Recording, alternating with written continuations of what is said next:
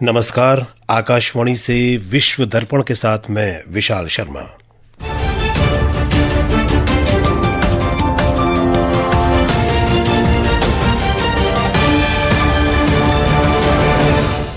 सबसे पहले मुख्य समाचार।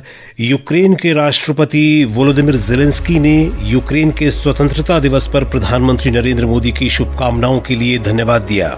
शांति और संवाद के प्रति भारत के समर्पण की सराहना की।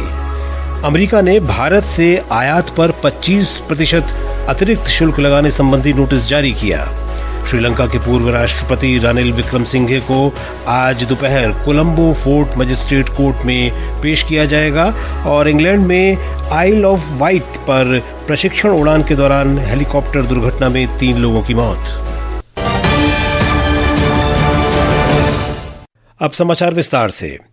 यूक्रेन के राष्ट्रपति वोलोदिमिर ज़ेलेंस्की ने अपने देश के स्वतंत्रता दिवस पर प्रधानमंत्री नरेंद्र मोदी की हार्दिक शुभकामनाओं के लिए उनका आभार व्यक्त किया है।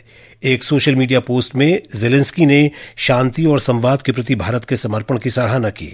उन्होंने आगे कहा कि युद्ध को गरिमापूर्ण और स्थायी शांति के साथ समाप्त करने की दिशा में यूक्रेन भारत के निरंतर सहयोग की आशा करता है। ज़ेलेंस्की ने प्रधानमंत्री मोदी का एक पत्र भी साझा किया, जिसमें प्रधानमंत्री ने भारत के स्वतंत्रता दिवस पर उनकी शुभकामनाओं के लिए उनका धन्यवाद किया और यूक्रेन के लोगों को अपनी शुभकामनाएं दी।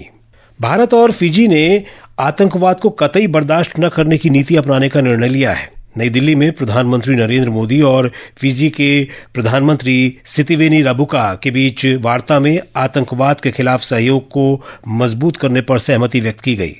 दोनों नेताओं ने जम्मू कश्मीर में हुए पहलगाम आतंकी हमले की निंदा की। वार्ता के बाद श्री मोदी ने संवाददाता सम्मेलन को संबोधित करते हुए कहा कि दोनों देशों ने आतंकवाद और कट्टरपंथ से निपटने की आवश्यकता पर बल दिया। हम एकमत है कि आतंकवाद पूरी मानवता के लिए बहुत बड़ी चुनौती है। आतंकवाद के खिलाफ हमारी लड़ाई में सहयोग और समर्थन के लिए हम प्रधानमंत्री रंबुका और फिजी सरकार का आभार व्यक्त करते हैं। प्रधानमंत्री ने कहा कि दोनों देशों ने रक्षा और सुरक्षा क्षेत्र में आपसी सहयोग को मजबूत करने का निर्णय लिया है। हमने रक्षा और सुरक्षा क्षेत्र में आपसी सहयोग को मजबूत करने का निर्णय लिया है। इसके लिए एक एक्शन प्लान तैयार किया गया है। फिजी की मैरीटाइम सिक्योरिटी को सशक्त करने के लिए भारत से ट्रेनिंग और इक्विपमेंट में सहयोग दिया जाएगा। साइबर सिक्योरिटी और डेटा प्रोटेक्शन के क्षेत्रों में हम अपने अनुभव साझा करने के लिए तैयार हैं। बाद में एक प्रेस वार्ता में विदेश मंत्रालय में दक्षिण मामलों की सचिव नीना मल्होत्रा ने बताया कि दोनों नेताओं ने क्षेत्रीय और अंतर्राष्ट्रीय मुद्दों पर विचार विमर्श किया। बैठक के दौरान आपसी हित के कई मुद्दों पर विचार हुआ। The talks covered the entire gamut of bilateral relations, including political cooperation, high-level engagements, trade, agriculture, education, healthcare, mobility, defense, capacity building, and people-to-people ties. The two leaders also shared the perspective on regional and global issues, including on multilateral cooperation. Fiji के प्रधानमंत्री 3 दिन की भारत यात्रा पर रविवार को नई दिल्ली पहुंचे थे। श्री राबुका ने कल राष्ट्रपति भवन में राष्ट्रपति द्रौपदी मुर्मू से मुलाकात की। भारत और अल्जीरिया ने कल द्विपक्षीय रक्षा सहयोग को बढ़ाने के लिए महत्वपूर्ण कदम उठाया। सेना प्रमुख जनरल उपेंद्र द्विवेदी की अल्जीरिया की यात्रा के दौरान दोनों सेनाओं ने सहयोग को बढ़ाने, क्षेत्रीय और वैश्विक सुरक्षा चुनौतियों पर दृष्टिकोण साझा करने और रक्षा औद्योगिक सहयोग के अवसर तलाशने पर सहमति जताई। अपनी यात्रा के दौरान सेना प्रमुख अल्जीरिया के शीर्ष रक्षा अधिकारियों के साथ बैठकें करेंगे। विश्व दर्पण समाचार आकाशवाणी से प्रसारित किए जा रहे हैं। ताज़ा समाचार जानने के लिए आप हमारे social media handle x@AIR News Hindi को फॉलो कर सकते हैं। विश्व दर्पण में आपका फिर स्वागत है। अमेरिका ने भारत से होने वाले आयात पर 25% का अतिरिक्त शुल्क लगाने का आधिकारिक नोटिस जारी किया है। नया शुल्क कल से प्रभावी होगा। एक रिपोर्ट।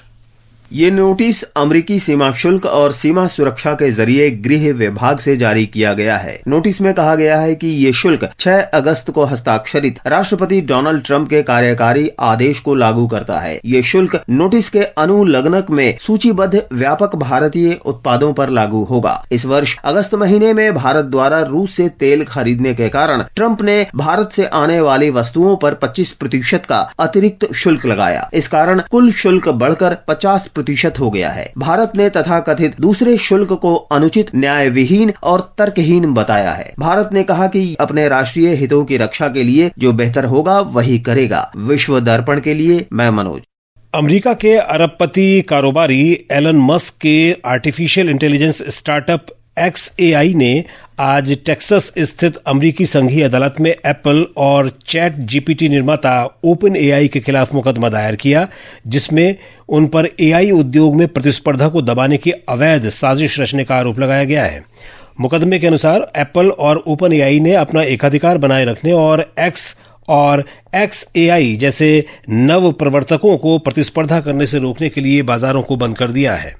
दक्षिणी गजा के एक अस्पताल पर हुए हमले में 5 पत्रकार समेत 20 लोग मारे गए हैं। अधिकारियों ने बताया कि ये घटना गाजा शहर के अल शिफा अस्पताल के पास एक इजरायली हमले में 6 पत्रकारों के मारे जाने के 2 हफ्ते बाद हुई है।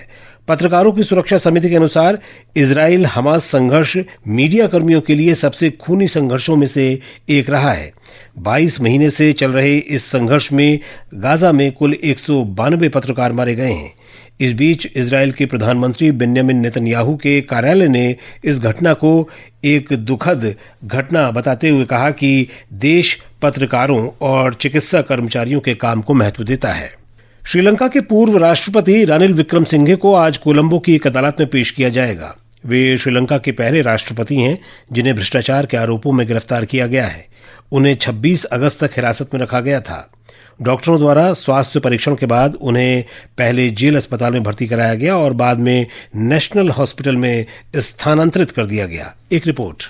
श्री विक्रमसिंघे को 22 अगस्त को आपराधिक जांच विभाग ने सरकारी धन के दुरुपयोग के आरोप में गिरफ्तार किया था। ये मामला सितंबर 2023 में ब्रिटेन की यात्रा से संबंधित है, जहां वे और उनकी पत्नी प्रोफेसर मैत्री विक्रमसिंघे वोल्वरहैम्पटन विश्वविद्यालय में एक समारोह में शामिल हुए थे। ये यात्रा हवाना से लौटते समय हुई, जहां उन्होंने G77 शिखर सम्मेलन में भाग लिया था। पूर्व राष्ट्रपति का कहना है कि उनकी पत्नी ने अपना खर्च खुद उठाया और किसी भी सरकारी धन का इस्तेमाल नहीं किया गया। श्रीलंका से अहमद मोइन फारूकी की रिपोर्ट के साथ समाचार कक्ष से वैष्णवी।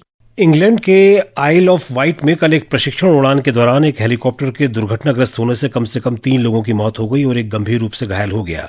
अधिकारियों के अनुसार जीवित बचे व्यक्ति को यूनिवर्सिटी हॉस्पिटल साउथहैम्पटन के ट्रॉमा सेंटर ले जाया गया है।